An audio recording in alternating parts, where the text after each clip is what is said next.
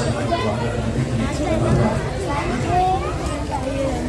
أعوذ بالله من الشيطان الرجيم. بسم الله الرحمن الرحيم. فاستمسك بالذي أوحي إليك إنك على صراط مستقيم وإنه لذكر لك ولقومك وسوف تسألون. صدق الله العظيم. وعن عمر بن الخطاب رضي الله عنه قال قال رسول الله صلى الله عليه وسلم إن الله يرفع بهذا الكتاب أقواما ويضع به آخرين أو كما قال صلى الله عليه وسلم. محترم سامعین و سامعات، اب حضرات ماشاء اللہ بہت دیر سے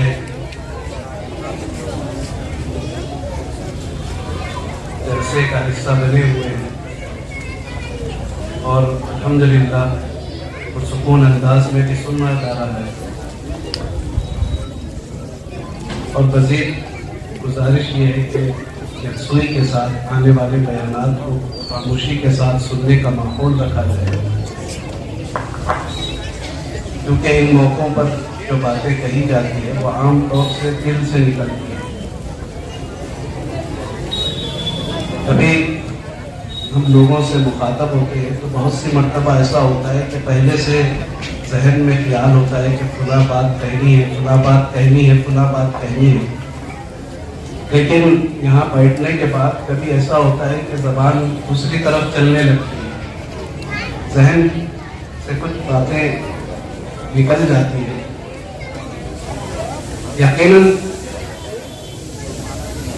اللہ تبارک و تعالیٰ کا نظام ایسا سمجھ میں آتا ہے کہ بولنے والوں سے زیادہ سننے والوں کی توجہ بولنے والے کے دل پر اثر انداز ہوتی ہے.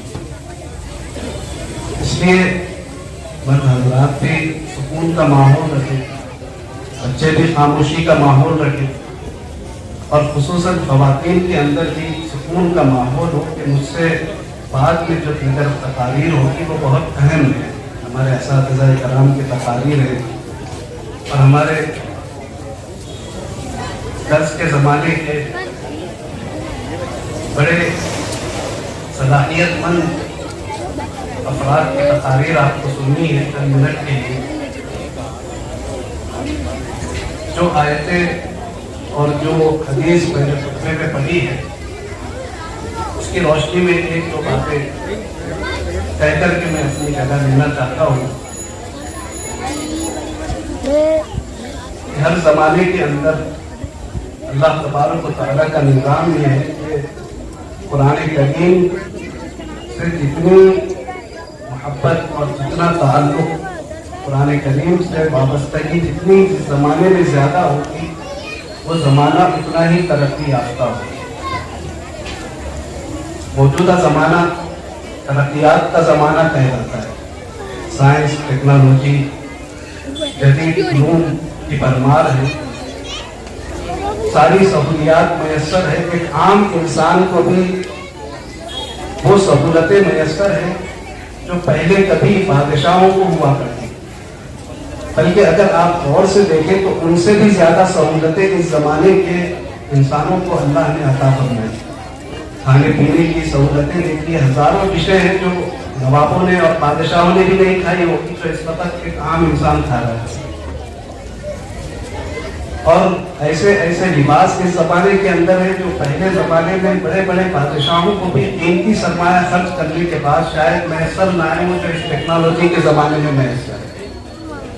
پہلے ہواؤں کے لیے پنکھے جھیلا کرتے تھے، اب اے سی ہے، کولر ہے، فین ہے، جو بڑے بڑے نوابوں اور بادشاہوں کو میسر نہیں تھے. ایسی سواریاں ہیں، پہلے زمانے میں گھوڑوں کا اونٹوں کا دور تھا، اس زمانے کے جو بادشاہ تھے وہ اسی پر سفر کرتے تھے. لیکن آج کل ایسی سواریاں ہیں کہ بیٹھنے والے کو حرکت بھی محسوس نہیں ہوتی، اندر رکھی ہوئی چائے بھی اور پانی بھی نہیں گرتا. تو ایسے زمانے کے اندر ہم زندگی گزار رہے ہیں جو دنیاوی اعتبار سے بڑی ترقی یافتہ زندگی ہے، بڑی سہولتوں کی زندگی ہے.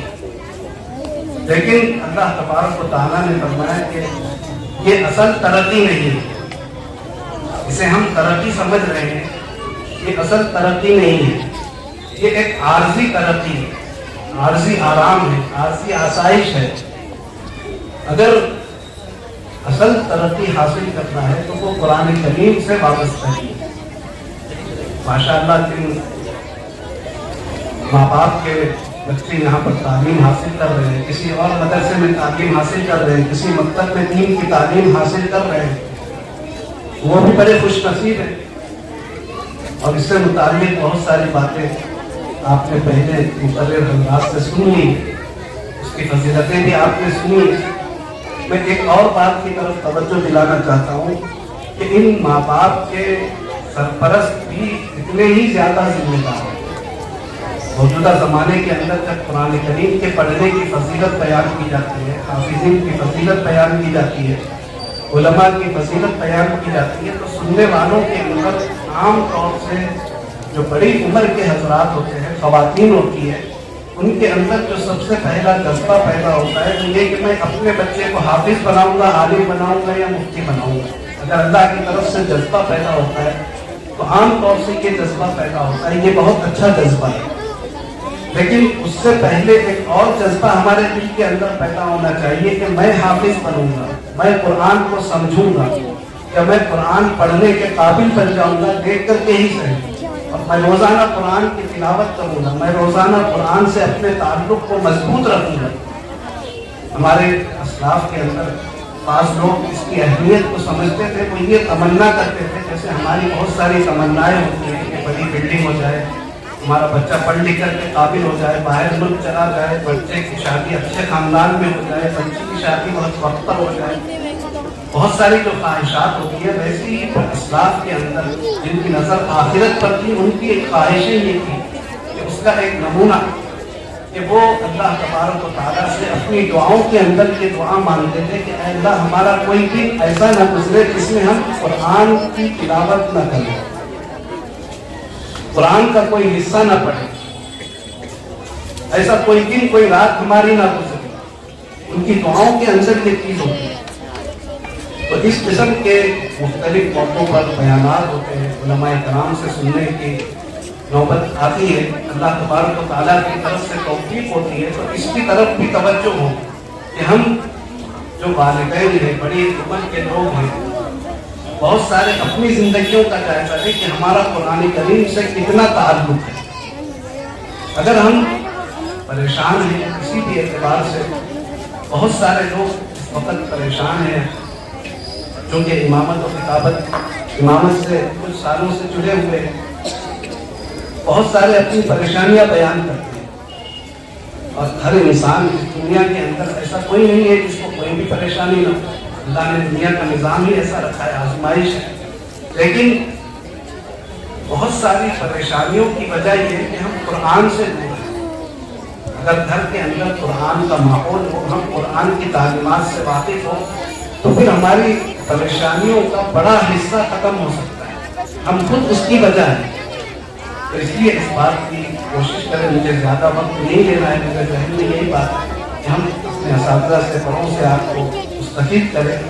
تو اس لیے میری گزارش ماؤں بہنوں سے اور مرد حضرات سے خاص طور پر یہ ہے کہ روزانہ کچھ وقت فارغ کریں، اپنا جائزہ لیں۔ اگر دیکھیں کہ آپ قرآن کریم پڑھنا نہیں جانتے تو اس حصے میں شرمائیں نہیں، اس کے لیے فکر مند ہو جائے، اور اس کے لیے جب آدمی فکر اور نیت کرتا ہے تو پھر اللہ تبارک و تعالیٰ بڑے اسباب بنتے ہیں۔ ایسے بہت سارے احباب آپ کو نظر آئیں گے جو بڑی عمر کے اندر بھی حافظ بنے۔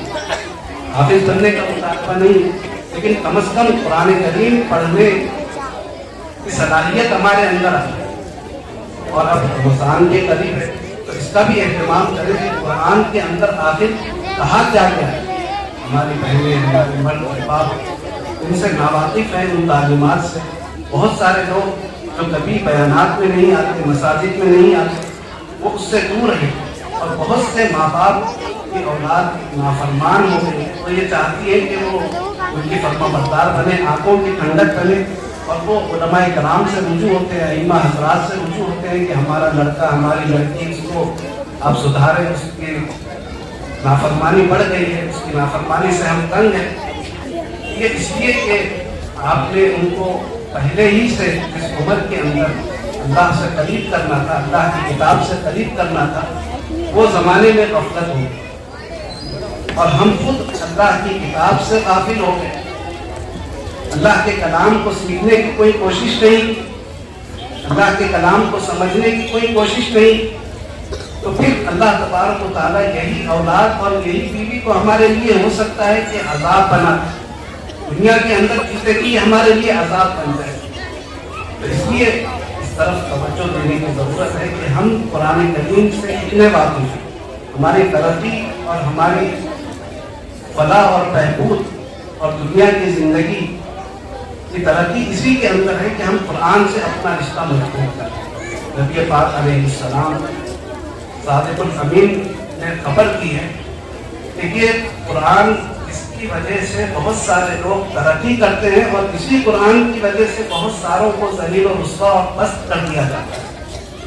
तो उसमें हम सब भी चाहते हैं कि अपना देख लें कि अगर हम तरक्की कर रहे हैं तो वो कुरान करीम ही की बदौलत तरक्की करें। हमारे बच्चे कुरान से वाबस्ता हों, हम खुद भी कुरान से वाबस्ता हों, इसलिए इसका एहतमाम करें कि रोज़ाना कुरान की तिलावत कुछ हमसे हो जाए और इसके साथ साथ ये भी करें कि कुरान को समझ करके पढ़ने का एहतमाम करें। इसके लिए अरबी ज़बान को सीखना पड़े तो सीखने की कोशिश करें। अगर इतनी हिम्मत नहीं है तो कम से कम कुरान करीम के तर्जुमे इस ज़माने के अंदर बकसरत पाए जाते हैं, इंग्लिश में, उर्दू में, तेलुगु में, मराठी में, हिंदी में, मुख्तलिफ ज़बानों के अंदर जो ज़बान आप जानते हैं। और वो नहीं पढ़ना नहीं जानते, बहुत सारी ऑडियोस है जिसके अंदर कुरान के तर्जुमे आप यूट्यूब पर मुख्तलिफ चीज़ों पर सुन सकते हैं, उनके तर्जुमे। तो कुरान करीम का 2/3 हिस्सा तो ऐसा है कि उसका तर्जुमा सुनने से आप मतलब आसानी से समझ सकते हैं और कुछ हिस्सा अहकाम से मुताल्लिक है और कुछ हिस्सा मुतशाबिहात से मुताल्लिक है कि जिसका मतलब आप आसानी से नहीं समझ सकते। तो ऐसे मौके पर उलमा कराम से अपनी अइम्मा से रुजू हो जाए। तो ख़वातीन भी इसका एहतमाम करें, मर्द और अहबाब भी इसका एहतमाम करें कि रोज़ाना कुरान की तिलावत ज़रूर कर किया करें, हर दिन कुरान की तिलावत हो और कुरान को समझ कर पढ़ने के लिए कोई एक तरतीब हम ज़रूर मुकर्रर करें। इन 2 गुजारिशात के साथ मैं अपनी बात खत्म करता हूँ। अल्लाह ताला सबको दावत दे, अल्लाह ताला सबको अमल की तौफीक नसीब फरमाए।